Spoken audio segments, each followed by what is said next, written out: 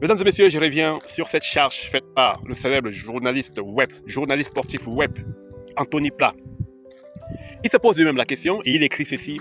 Donc, si je comprends bien, sur l'affaire de la non-démission de Marc Brice, il s'agirait d'un faux en écriture, faux signature, usurpation d'identité, messagerie compromise, piratage.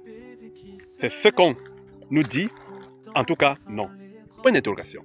Maintenant, est-ce qu'il y a une plainte?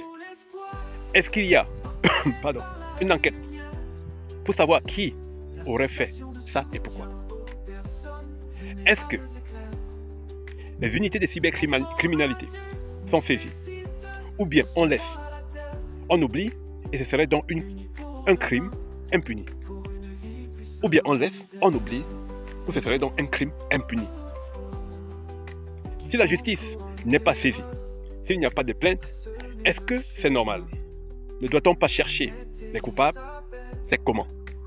Il met un smiley.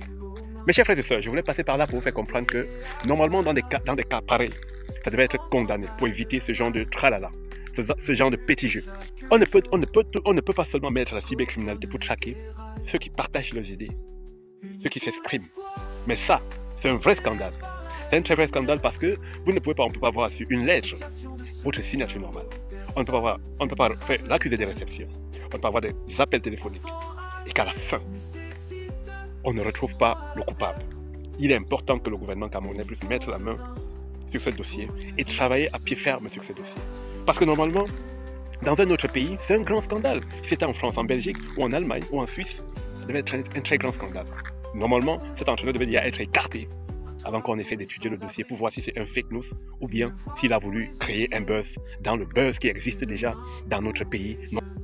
Donc, mes chers frères et sœurs, je vous ai toujours dit, ne restons pas trop focus là-dessus. Concentrons-nous sur les 11 jours qui nous restent, à savoir qui va être candidat à l'élection présidentielle, sortant des 85 personnes ayant postulé.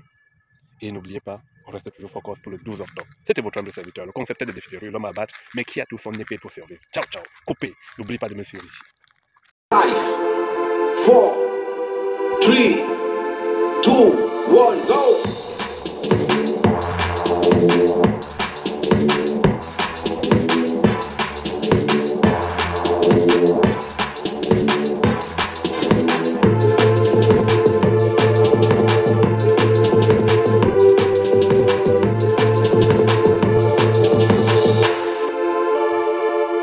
5, 4, 3,